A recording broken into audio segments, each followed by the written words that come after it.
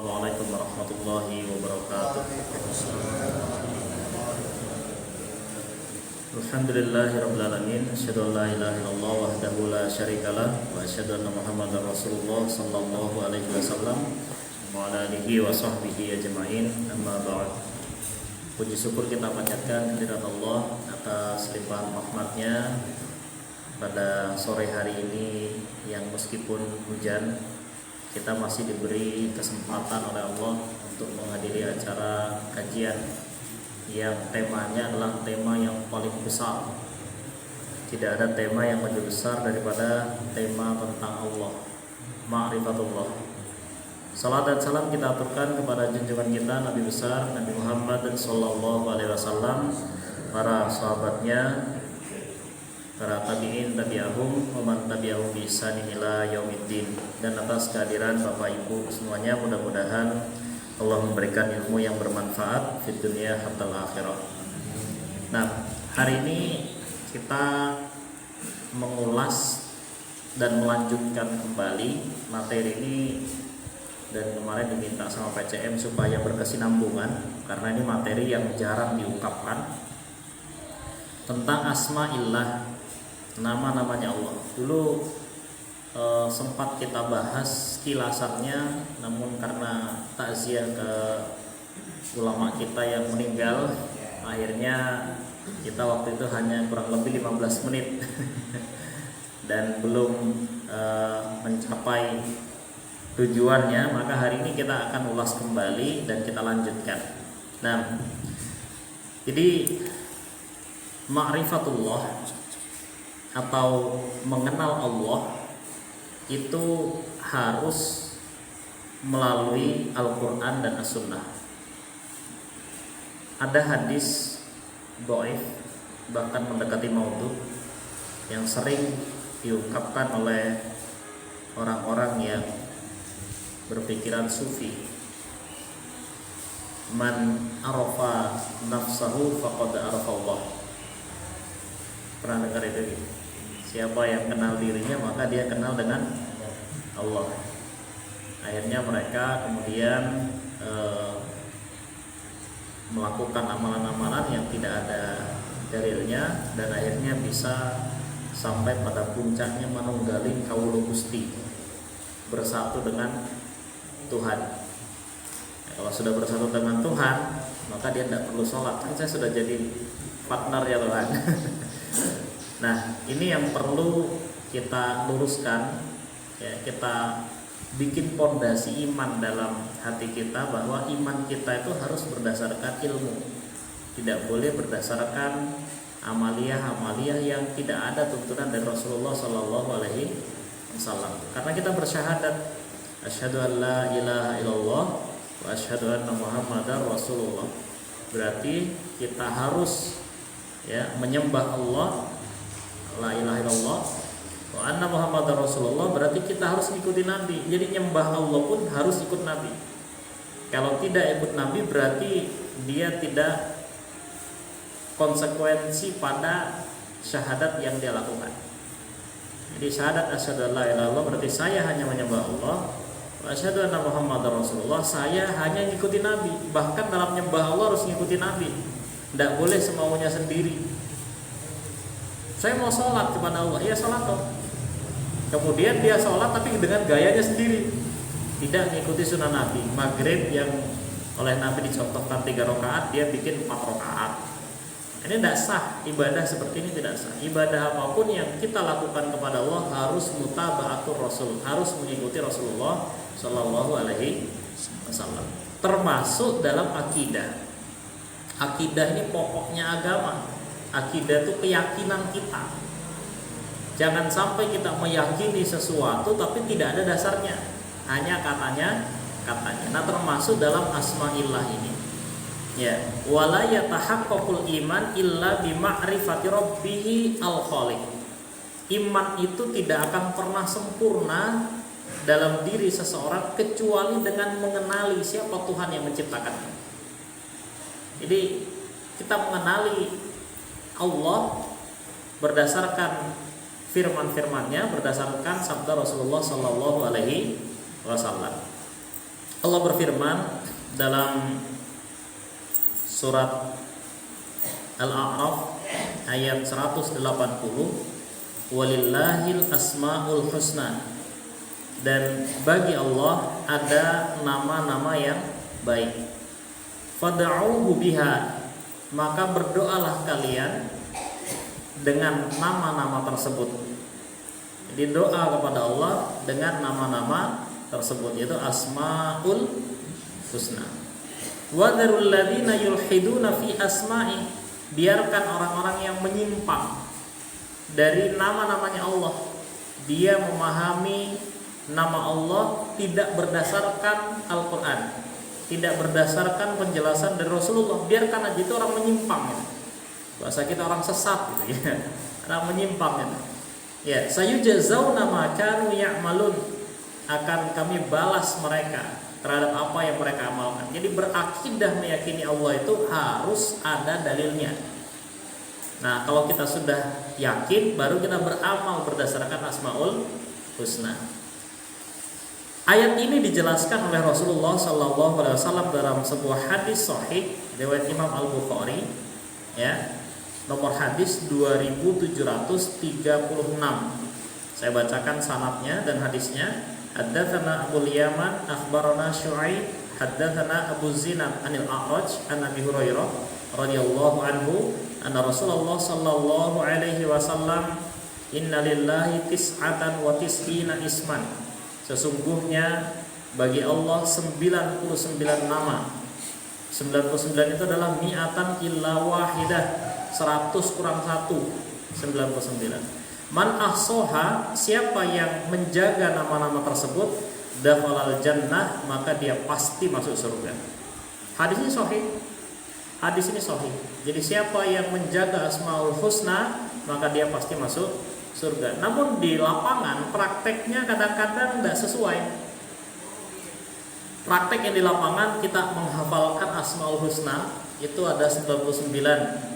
Ya Allahu, Ya Rahmanu, Ya Rahimu, Ya Maliku, Ya Qudusu, gitu kan? Ya Salamu dan seterusnya. Terus kita punya keyakinan bahwa dengan menghafalkan itu kita pasti masuk surga. Nonton nggih? Nah, ini yang harus dikonfirmasi. Maka saya jelaskan hadis ini, ya, jelaskan hadis ini bahwa hadis yang tadi jenengan hafalkan dan saya juga pernah menghafalkan itu adalah hadis yang diriwayatkan oleh Imam At-Tirmidzi. Haddatsana nomor hadisnya nomor 7. Haddatsana Ibrahim ibnu Ya'qub qala haddatsani Safwan ibnu Shalih qala haddatsana Al-Walid ibnu Muslim qala haddatsana Syu'aib ibnu Abi Hamzah an Abi Zinad anil A'raj an Abi Hurairah qala Rasulullah sallallahu alaihi wasallam inna lillahi ta'ala tis'atan wa tis'ina isman mi'atan ghaira wahid, ya, man ahsaha dakhalal jannah. Hadisnya seperti itu, ya. Lanjutan hadis ini, huwa, dia adalah Allahul ladzi la ilaha illahu ar-rahmanu ar-rahimu al-maliku al-quddusu as-salamu al-mu'min al-muhaimin al-aziz al-jabbar al-mutakabbir, al-khaliq, al-bari, al-musawwir, al-ghaffar, al-qahhar, al-wahhab, al-razzaq, al-fattah, al-alim, al-qabid, al-basit, al-hafidh, al-rafi, al-mu'izzu, al-mudhillu, as-sami'u, al-basiru, al-hakamu, al-kabiru, al-hafidhu, al-muqitu, al-hasibu, al-jalilu, al-karimu, al-raqibu, al-mujibu, al-wasi'u, al-hakimu, al-wadudu, al-majidu, al-ba'isu, ya syahidu, al-haqqu, al-wakilu, al-qawiyyu, al-matinu, al-waliyu, al-hamidu, al-muhsi, al-mubdi, al-mu'idu, al-muhyi, al-mumitu, al-hayyu, al-qayyumu, al-wajidu, al-majidu, al-wahidu, as-samadu, al-qadiru, al-muqtadiru, al-muqaddimu, al-muakhiru, al-awwalu, al-akhiru, al-zahiru, al-batin, al-wali, al-muta'ali, al-barru, at-tawwabu, al-muntakimu, al-ghafuru, ar-raufu, al-malikul mulk, al-jalali wal ikram, al-muqsit, al-jami, al-ghani, al-mughni, al-mani, al-dharru, an-nafi, an-nur, al-hadi, al-badi, al-baqi, al-waris, al-rasyidu, as-sabur. 99 ya? Hafal? Nah ini yang biasanya kadang-kadang kemudian kalau dibaca al, maka kemudian kita baca al-mani, al-rahman, ar-rahim. Tapi kalau dibaca ditambahi nida ya, maka kita panggil ya rahmanu, ya rahimu, ya maliku, ya kudusu, ya salam, gitu ya. Nah, apa komentar Imam At-Tirmidzi terhadap hadis ini? Hadza haditsun gharibun. Ini hadis yang aneh. Imam At-Tirmidzi yang meriwayatkan ngomong hadis ini aneh katanya. Gharib. Haddatsana bi ghairu wahidin an Safwan ibnu Shalih wala na'rifuhu illa min hadithi Safwan ibnu Shalih. Ini karena hadis ini hanya diriwayatkan dari Safwan bin Shalih. Nah, hanya dari Safwan bin Shalih. Wa dzakara fihi al-asma'a wa laysa lahu isnadun sahihun. Dan hadis ini menyebutkan nama-nama Allah padahal hadis ini tidak sahih. Ini komentar Imam At-Tirmidzi. Jadi hadis ini adalah hadis yang dhaif. Ada salah satu periwayat gurunya Safwan bin Shalih namanya Al-Walid bin Muslim. Al-Walid bin Muslim ini adalah orang yang terkonfirmasi tidak sihah, sehingga hadisnya tidak maqbul, tidak diterima oleh para ahli hadis. Maka Bapak Ibu sekalian, panjenengan yang selama ini menghafalkan ini dan yakin bahwa ini akan membuat kita masuk surga, itu perlu diberitahu bahwa dasar itu tidak benar. Dasar itu adalah hadis yang dhaif. Nah, dasar itulah hadis yang dhaif, diriwayatkan oleh Imam At-Tirmidzi. Yang mengomentari itu adalah Imam At-Tirmidzi sendiri.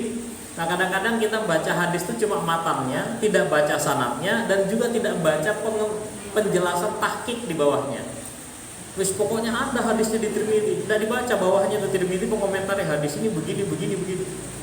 Nah, Bapak Ibu sekalian, lebih parahnya lagi kemudian kita anggap bahwa dengan menghafalkannya maka kita dijamin masuk ke dalam surga. Padahal di sarah hadisnya kita harus tahu, man ahsoha dakhalal jannah, siapa yang menjaganya maka dia masuk surga. Itu ada 4 hal yang harus kita lakoni. Nama-nama Allah yang kita kenali yang benar sesuai Quran dan Sunnah, itu ada 4 hal yang kita kenali. Yang pertama adalah hifdzuha, menghafalkan.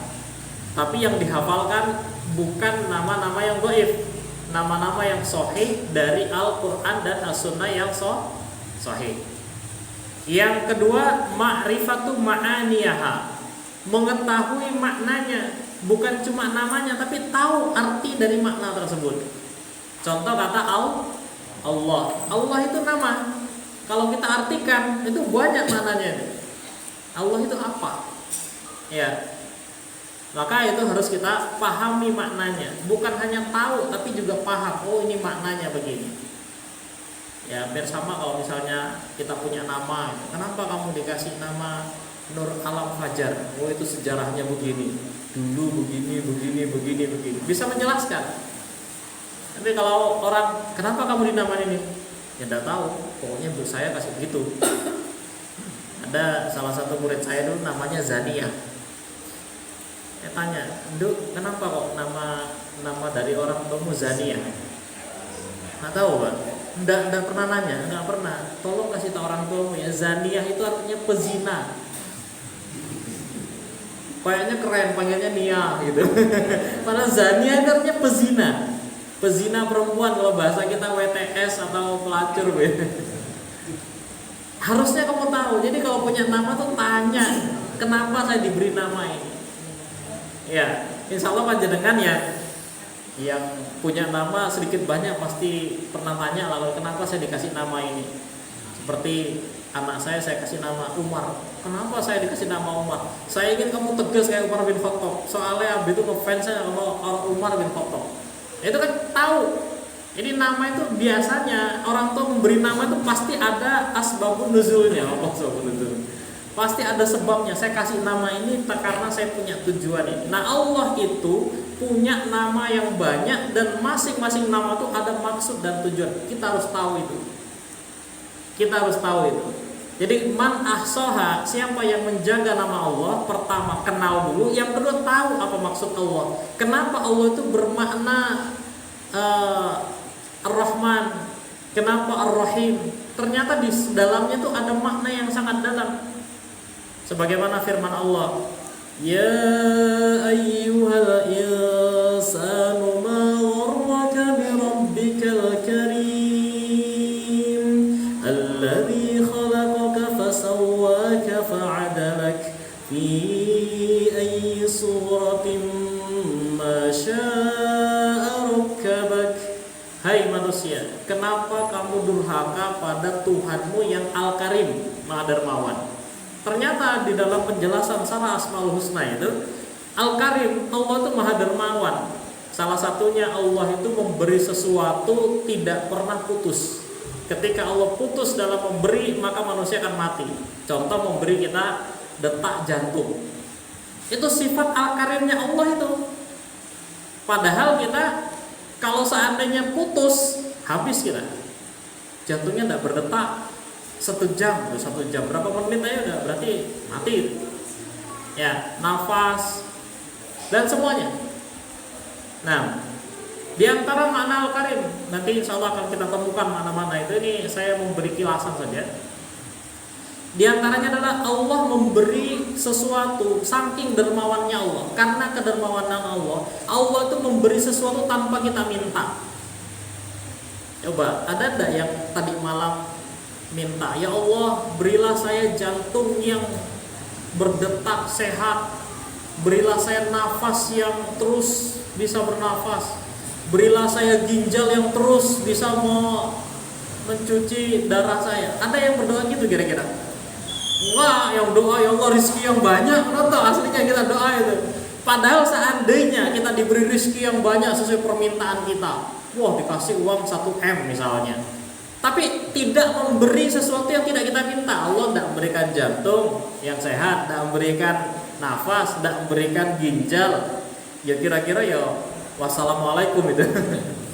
Nah ini sifat dermawan Allah. Nah setiap nama Allah itu kira-kira semua ada maknanya. Itu yang harus kita kenal. Namanya ma'rifatu ma'aniyaha. Kita harus kenal apa makna dari kata Allah Ar-Rahman Ar-Rahim. Nah itu ya makanya di PCM sini insya Allah akan dilanjutkan. Setiap kajian PCM akan dilanjutkan 1 atau 2 nama Allah yang jelas kita kenal betul itu nama Allah dan ada dalilnya. Yang ketiga, as-soha adalah ad-du'a biha, berdoa dengan nama-nama tersebut. Jadi kita boleh berdoa dengan nama-nama Allah. Contohnya kita mengucapkan ya Allah, berarti itu menggunakan nama Allah. Rabbil firli, itu juga menggunakan nama Allah. Ya. Kemudian al-amalu bihifdhiha, dan mengamalkan ya dari apa yang dimaksud Allah. Ternyata di sifat-sifat itu ada sesuatu yang harus kita amalkan. Contoh diantaranya adalah al-mutakabbir, Allah itu maha sombong. Nah amalan kita jangan sampai pernah sombong.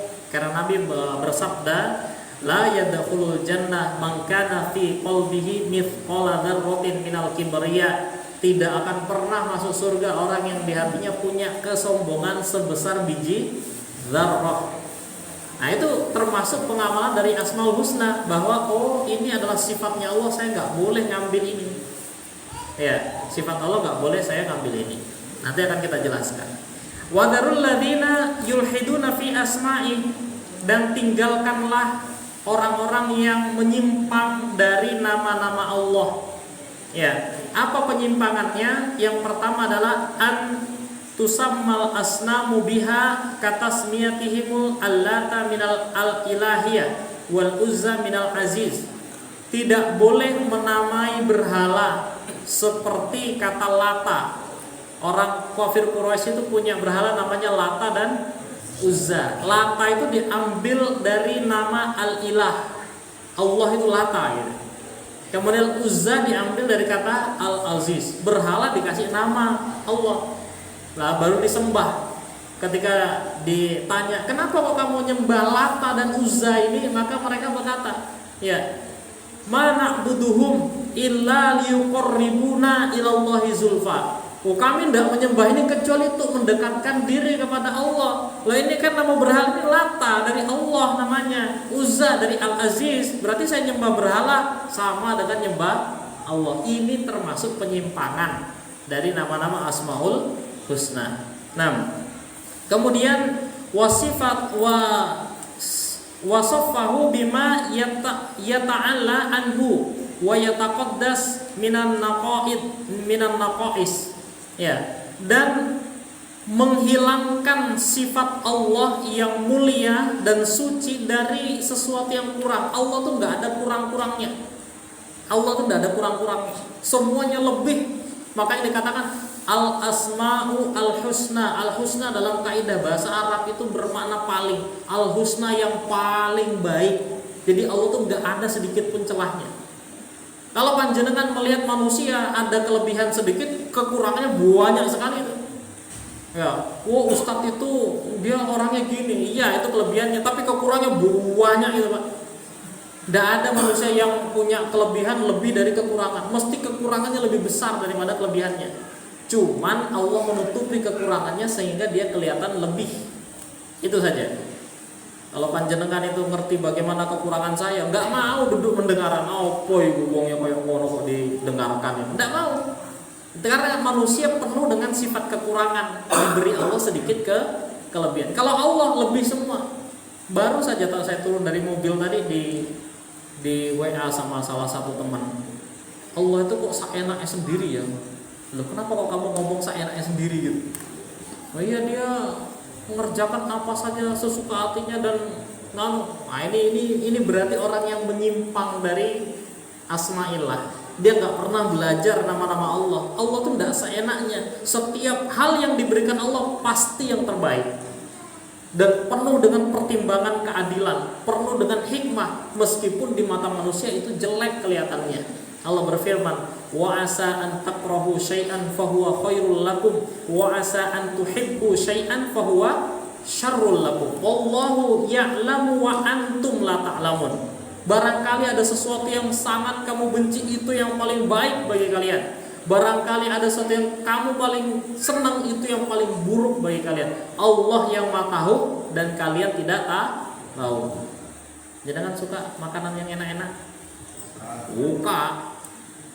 Ya, yang dilihat itu enaknya, tapi belakangnya ada kolesterol, ada gula, ada ini. Enggak tahu itu. Allah melarang kalian makan begini-begini, itu pasti karena ada sesuatu yang jelek yang dilindungi. Nah, seperti itu.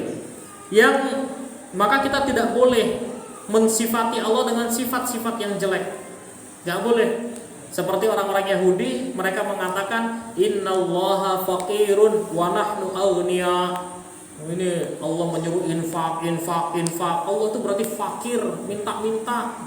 Kita ini kaya dimintai oleh Allah. Nah, ini sifat orang Yahudi. Sifat orang Yahudi. Orang Islam diminta infak itu bukan berarti Allah butuh dengan infak kita, tapi adalah untuk membersihkan harta yang kita miliki.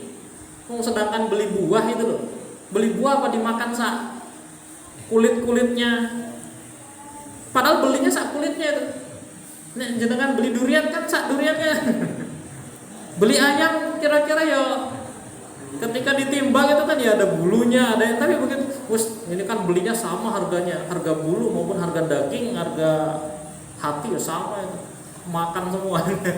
Lah, tujuan infak itu diberikan Allah bukan untuk meminta harta kita, tapi untuk membersihkan harta kita. Maka ada yang namanya zakah. Zakah itu artinya suci, artinya mensucikan harta.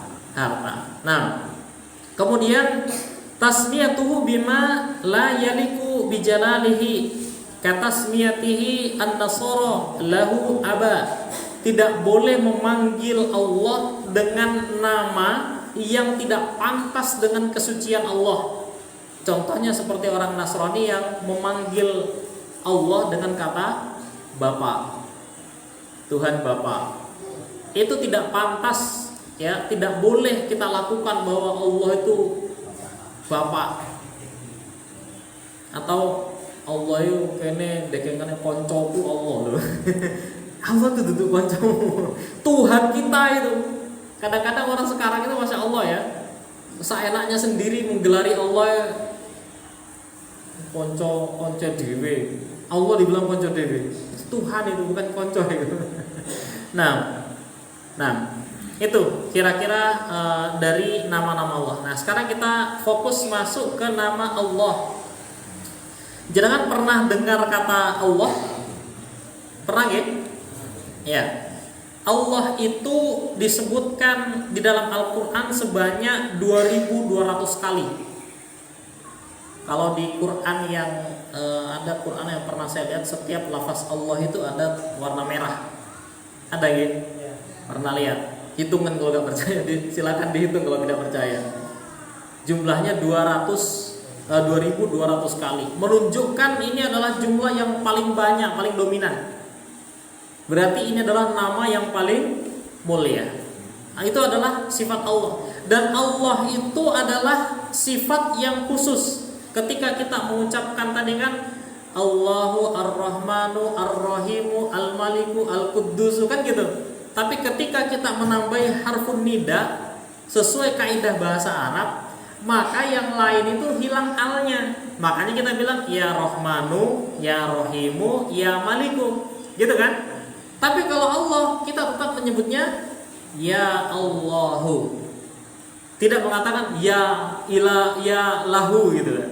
Tapi kita mengucapkan ya Allah. Berarti alnya ini menunjukkan ini adalah sifat khusus yang mengalahkan sifat yang lain. Jadi Allah itu adalah nama tertinggi dari Allah, dari Tuhan kita. Dan di sana mengandung sifat uluhiyah, sifat-sifat ilahiyah, sifat ketuhanan yang tidak mungkin manusia punya sifat itu. Nah, kalau kita sudah bilang sifat uluhiyah ini berarti masuknya nanti ke tauhid uluhiyah, sifat-sifat ilahiyah, sifat Allah. Nah, yang selanjutnya nama-nama kata Allah ini adalah nama yang selalu disebutkan, digandengkan, atau bahasa nahwunya dimudhof ilaihkan dengan zikir-zikir yang benar, zikir-zikir yang sahih. Zikir yang sahih atau kalimat-kalimat thayyibah. Contoh misalnya kata subhanallah. Di situ yang muncul nama Allah, bukan subhanar rahman, tapi subhanallah. Kemudian ada alhamdulillah, bukan alhamdulillahirrahman. Ya. Kemudian la ilaha illallah. Ya. Kemudian Allahu Akbar. Zikir-zikir yang sahih semua pasti memuat nama Allah sebagai yang pertama. Kemudian nida, ya, nida khusus ya Allah itu bisa berubah menjadi Allahumma. Jadi Allahumma itu sebenarnya sama dengan ya Allah, sama. Tapi kalau di orang Arab menggantinya dengan lafaz Allahumma. Makanya Allahumma itu maknanya adalah ya Allah. Allah itu berasal dari kata aliha ya'lahu, ilahatan. Ya. Alihun ma'luhun. Ya. Jadi aliha ya'lahu ilahatan alihun ma'luhun. Itu wazannya. Meskipun ada sebagian ulama yang mengatakan Allah itu jamid, tidak ada wazannya. Tapi sebagian mengatakan ada. Itu bermakna dari kata abada ya'budu ibadatan abidun ma'budun. Sama tuh sejenis. Jadi kata aliha artinya abida, abada, menyembah. Ya, ya'lahu sama dengan ya'budu artinya sedang menyembah. Ilahatan, alihatan penyembahan. Alihun yang menyembah. Alihun yang menyembah. Abidun sama. Makluhun artinya ma'budun. Jadi ilah itu ya, itu sebenarnya adalah ilahun itu adalah masdar yang bermakna isim maf'ul. Ini saja nih paham enggak? Ya yang nahwu ya. Jadi alihah itu Allah itu berasal dari masdar ilahun kemudian ditambahi al sehingga dia bermakna al-ilahu. Al menunjukkan tunggal, satu itu toh. Makanya kenapa kita mengatakan la ilaha illallah. La tidak ada, ilaha. Ilaha itu isim nakiro, artinya semua Tuhan. Jadi siapapun yang disembah, ilahun itu kan artinya yang disembah. Semua yang disembah nggak ada, kata Allah. La ilaha illa, kecuali Allah, satu Tuhan itu toh. Jadi ketika kita mengucapkan la ilaha illallah, ini satu kesatuan. Kita menafikan Tuhan yang lain dan hanya satu Tuhan ini toh. Ya. Dan ini adalah rukun syahadat. Rukun syahadat itu kita meniadakan semua Tuhan, semua penyembahan yang lain, dan hanya beribadah kepada Allah saja. Maka ketika kita beribadah kepada Allah tapi juga masih nyembah Tuhan yang lain, yakin Allah itu Maha Pencipta, tapi masih memberikan sajian-sajian kepada yang lain yang dianggap ikut menciptakan. Yakin bahwa Allah yang menurunkan hujan, tapi masih mendatangkan orang untuk mawangi hujan. Berarti kita ini menolak kata la ilaha illallah. Kata la ilaha illallah itu artinya tidak ada Tuhan, semua Tuhan gak ada. Yang ada cuma Allah. Karena Allah itu maknanya al-ilah, sang Tuhan. Atau dijelaskan di dalam ayat yang lain yang artinya al-ma'budu bihaqqin, yang disembah dengan hak. Satu-satunya yang berhak disembah itu sebenarnya hanya Allah itu saja. Kalau ada orang menyembah selain Allah, berarti sesembahan itu sebenarnya tidak berhak. Misalnya ada anak ini dibesarkan oleh orang tuanya, semua biaya orang tuanya, semua orang tuanya. Tidak ada orang lain yang ikut campur dalam perawatan anaknya sampai dia tumbuh besar. Begitu tumbuh besar, dia muji-muji orang. Ya, atau Pak Jani itu lebih hebat, dia jadi orang tua daripada jenengan. Ini kira-kira bapaknya ini marahnya luar biasa ini. Kenapa kok kamu anggap dia lo pernah ngasih saya uang 5.000. Saya ngeramut kamu itu tidak terhitung, uang dan kasih sayang itu tidak terhitung. Kok kamu memuji orang yang kasih kamu uang 5.000 gitu? Ya, sama dengan Allah. Allah itu yang memberi kita hidup, memberi kita semua yang kita punya, itu Allah yang memberi. Lah kok kita memuji Tuhan, orang yang dianggap Tuhan padahal dia tidak pernah bantu kita. Nah, ini kata al-ilah. Jadi al-ilah atau Allah, disingkat Allah, itu adalah al-ma'budu bihaqqin, satu-satunya yang berhak disembah. Allah berfirman dalam surat Al-Hajj ayat 62, "Dzalika bi annallaha huwal haqq." Demikian itu karena sesungguhnya Allah itu sebenar-benarnya yang berhak disembah. Wa anna ma yad'una min duni huwal batil. Dan sesungguhnya kata Allah, apa yang mereka sembah selain Allah adalah batil, tidak benar. Wa annallaha huwal aliyyul kabir. Dan Allah itu yang maha luhur lagi maha besar. Jadi siapapun yang disembah itu semua batil.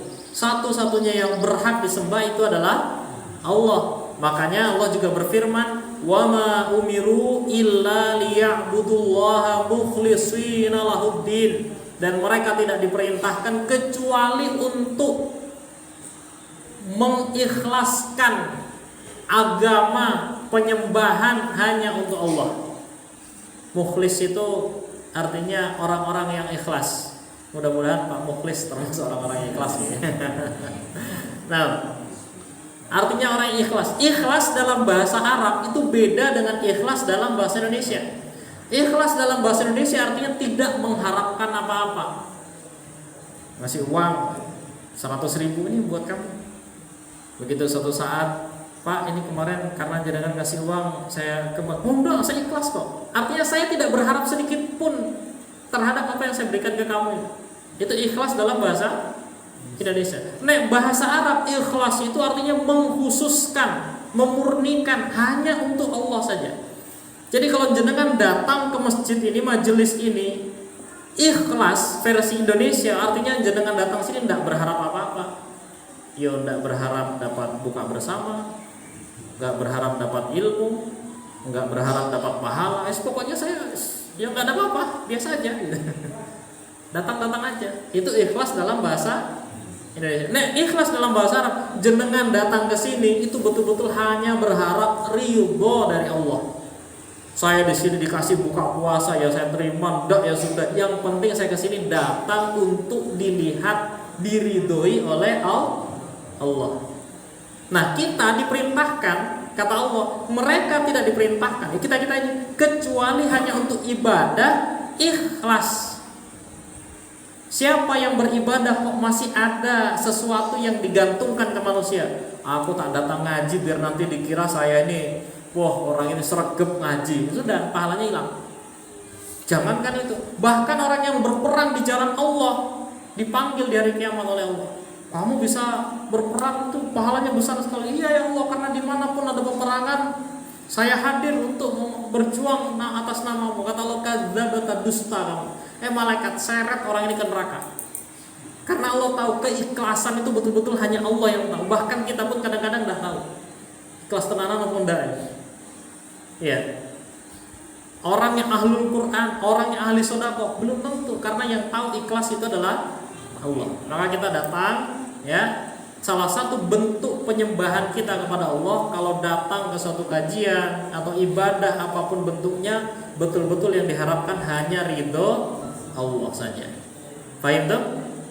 Nah, wa huwal ladzi fis sama'i ilahun wa fil ardi ilahun wa huwal hakimul alim. Dia adalah Allah yang menjadi ilah, yang menjadi sesembahan Tuhan di langit dan juga menjadi sesembahan di bumi. Ini bertolak belakang dengan keyakinan orang yang menyembah, katanya di langit ada dewa langit, di bumi ada dewa bumi. Kalau kita di langit, di bumi Tuhannya sama, Allah. Di dunia, di akhirat Tuhannya sama, Allah saja. Nah, yang kedua, aslu kullul asma. Allah itu adalah asal muasal dari semua nama. Allahu la ilaha illahu lahul asmaul husna. Allah itu adalah semua nama, tidak ada Tuhan kecuali Dia saja. Jadi namanya cuma Allah saja. Dan Dia punya nama-nama yang lain. Nama-nama yang lain ini adalah pecahan atau bahasanya asalnya dari Allah ini. Jadi nama-nama Allah yang lain, Ar-Rahman, Ar-Rahim dan sebagainya ini diambil dari nama satu tadi itu adalah Allah.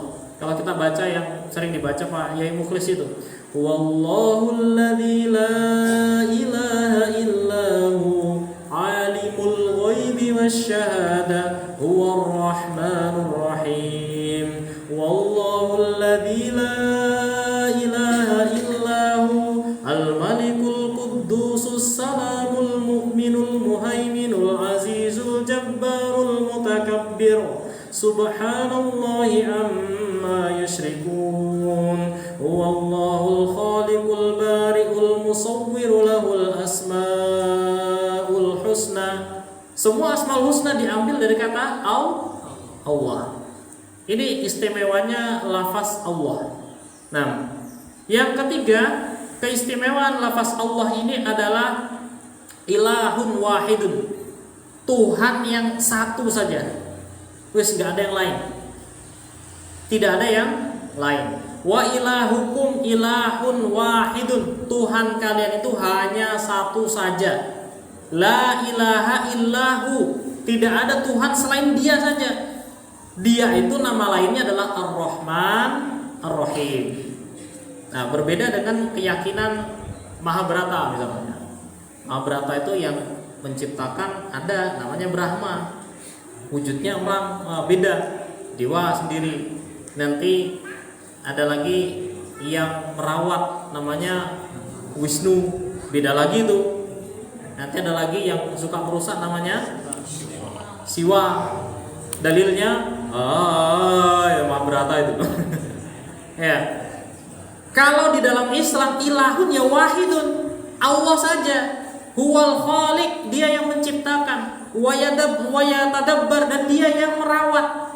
Dia juga yang menghancurkan. Semua cuma satu itu, enggak dipisah-pisah. Makanya kalau panjenengan salam, jangan mengucapkan salam lintas agama. Karena salam itu kan niatnya kan, salam itu kan doa. Assalamualaikum warahmatullahi wabarakatuh. Artinya apa? Semoga Allah memberi kamu keselamatan, rahmat dan berkah. Ketika kita mengucapkan misalnya Om, artinya apa gitu? Enggak tahu. Om itu dalam bahasa Hindu artinya Tuhan. Nah, Tuhannya Hindu itu ada 3 yang tadi saya sebutkan itu. Nah, jenengan Om berarti jenengan punya Allah, Brahma, Siwa. Ya. Nah, kalau Om Jawa ya artinya adiknya bapak gitu. Kalau Om dalam bahasa Hindu artinya Tuhan. Maka jangan ucapkan itu. Kita cukup assalamu, Tuhan saja cuma Allah. Ilahun wahid, huwar rahmanur rahim. Nah, Allah juga berfirman, "Qul innama yuha ilayya annama ilahukum ilahun wahidun." Allah berfirman, katakan wahai Muhammad, sesungguhnya telah diwahyukan kepada saya bahwa Tuhan kalian itu hanya Tuhan yang satu, nggak ada temennya, nggak ada sekutunya. Ya. Sampai kita mengatakan la syarikalah, tidak ada sekutu bagi Allah. Nah, asyhadu an la ilaha illallah wahdahu la syarikalah. Allah itu satu, tidak ada temennya. Kalau kita menganggap ada Tuhan lain, ini saingan bukan teman, tapi syarik itu teman. Akhirnya kita untuk mendekatkan diri kepada Allah, kita minta sama temennya.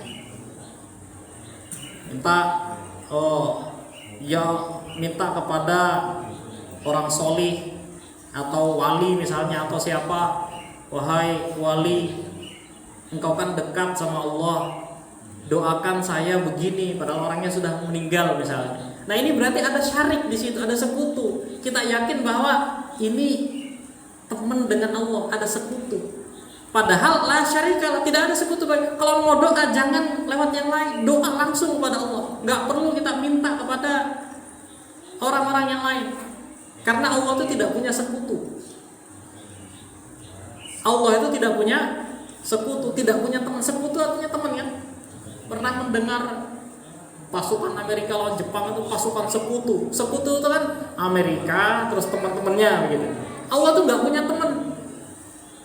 Dalam peribadatan Allah itu nggak butuh teman. Jadi panjenengan jangan terkecoh dengan kalimat-kalimat bahwa nanti ada orang yang bisa menjamin jenengan masuk surga. Ikut aku nanti masuk surga. Nggak ada itu.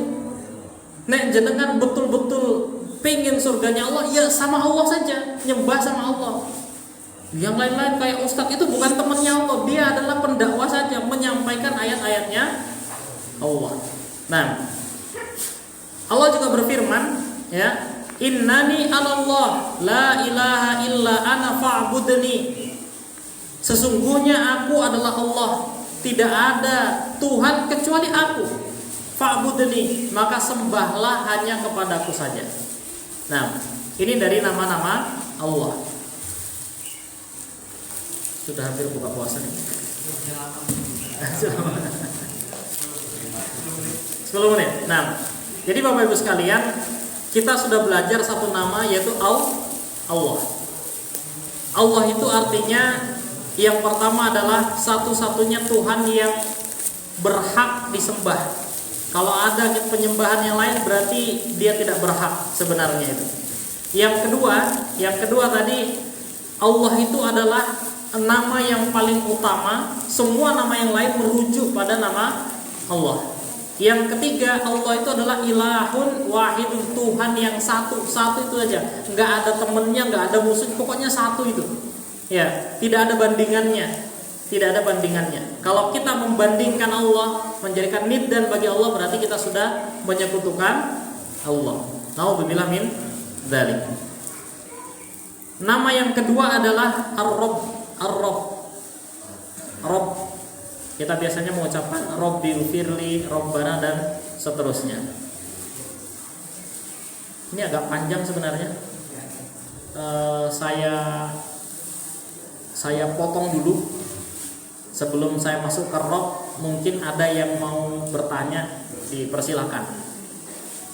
Nah, kalau memang tidak ada, kita lanjut ke Rabb. Cuman ini agak panjang, nanti juga terpotong ini, insyaallah. Ada yang mau bertanya, dipersilakan. Monggo.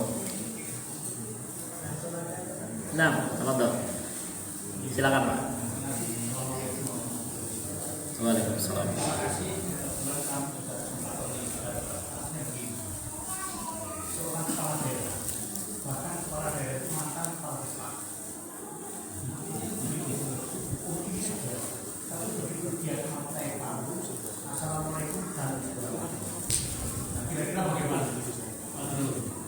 Kalau akidah kita tidak boleh, Pak.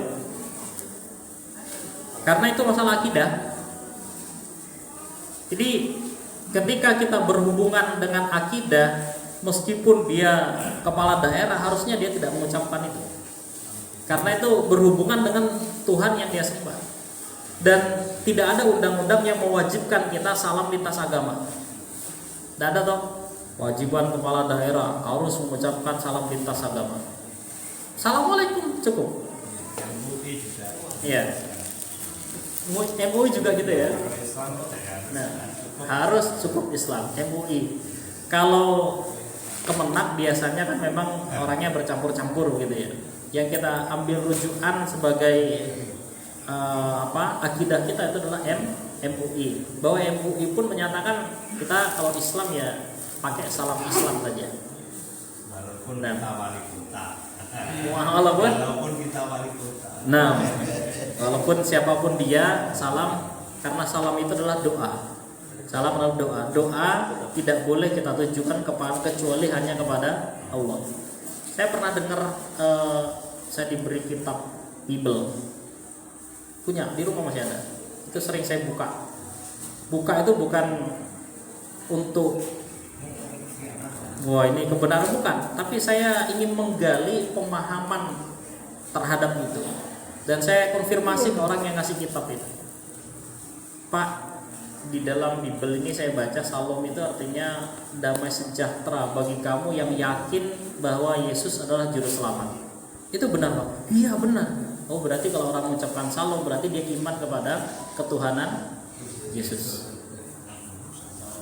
Nah, padahal itu biasa diucapkan gitu, biasa. Nah, kita secara akidah Islam kita hanya mengucapkan Assalamualaikum warahmatullahi wabarakatuh. Ketika ada orang yang menekan, kenapa ndak salam lintas agama? Ya jawab aja, saya Islam, yang saya pakai salam versi Islam. Kalau panjenengan lintas agama monggo. Ya. Saya bahkan pernah juga diajak diskusi oleh seseorang non muslim. Ustaz, kenapa tidak mengucapkan Selamat Natal pada saya? Bukankah itu hanya kalimat, hanya ucapan yang ringan diucapkan?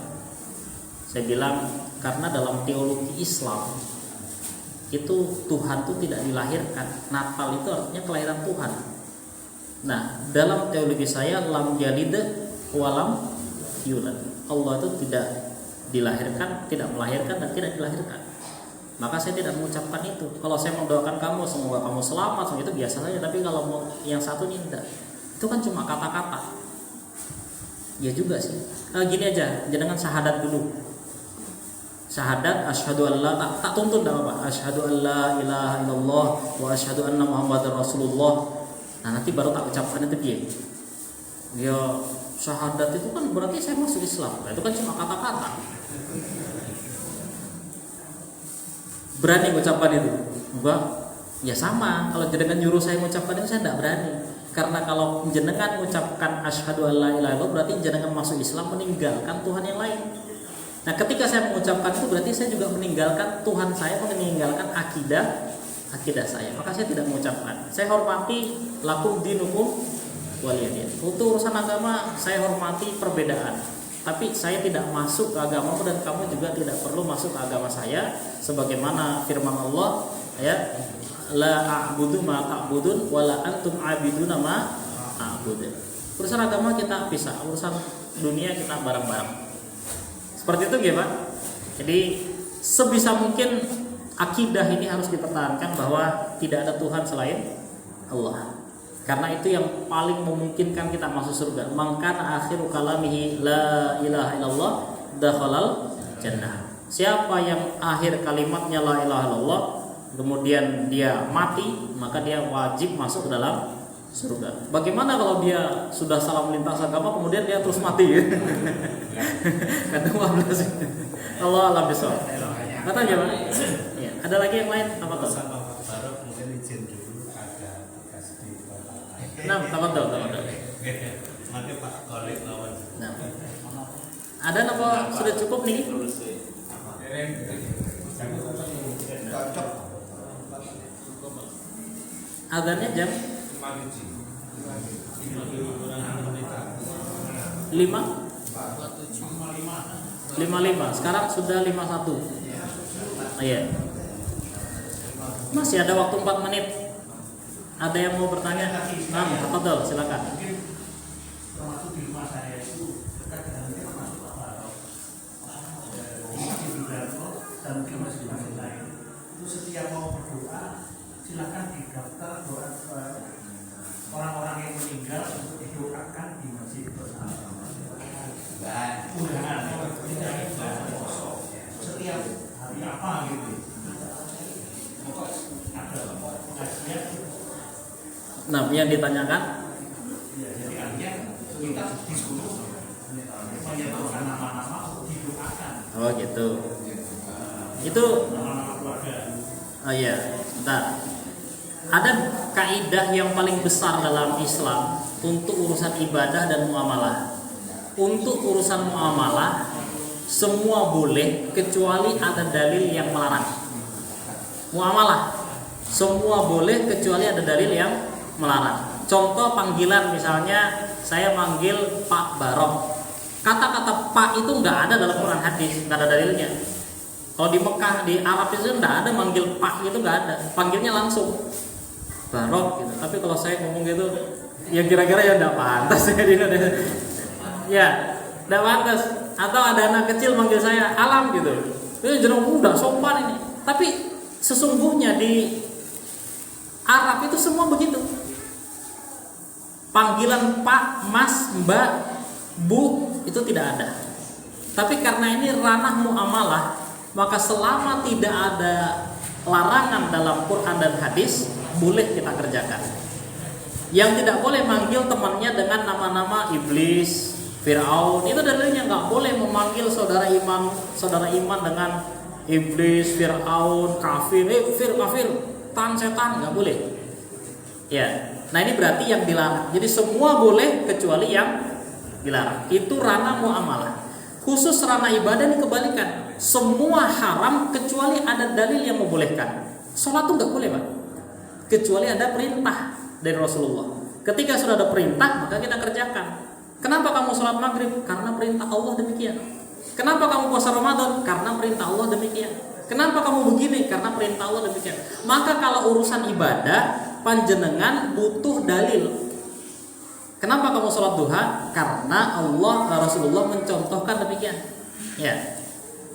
Kenapa kamu memberikan ini dan sebagainya? Maka perlu ditanya, itu ada dalilnya atau tidak? Contohnya dari Rasulullah ada apa tidak? Kalau tidak ada, tanya lagi, ini ibadah atau muamalah? Kalau ibadah tidak boleh dikerjakan kecuali ada dalil yang mencontohkan atau merintahkan. Tapi kalau di muamalah ya sudah muamalah. Maka yang jenengan sebut tadi itu perlu dikonfirmasi, ini kira-kira ibadah atau muamalah?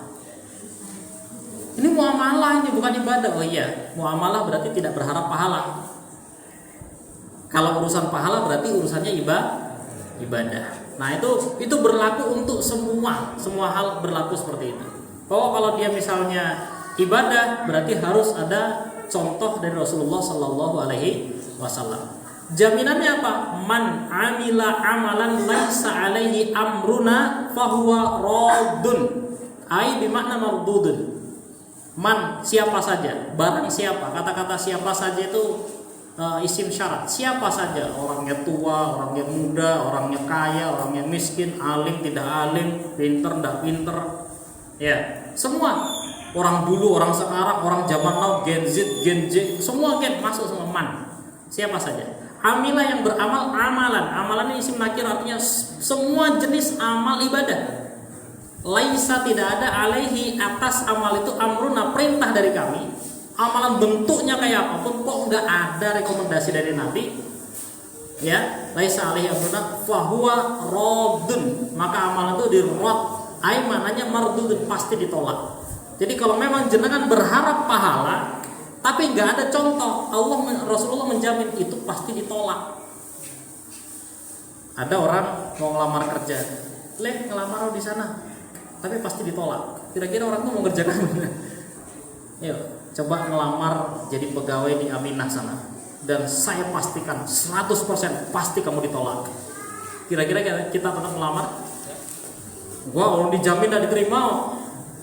Ya sama dengan ibadah apapun yang tidak ada contoh dan Nabi pasti ditolak. Siapa yang bilang? Rasulullah. Maka jangan sampai ada prinsip, ada yang saya dengar prinsip begini. Aku pokoknya ibadah, urusan nerima dan nerima itu urusan Allah. Gak boleh begini.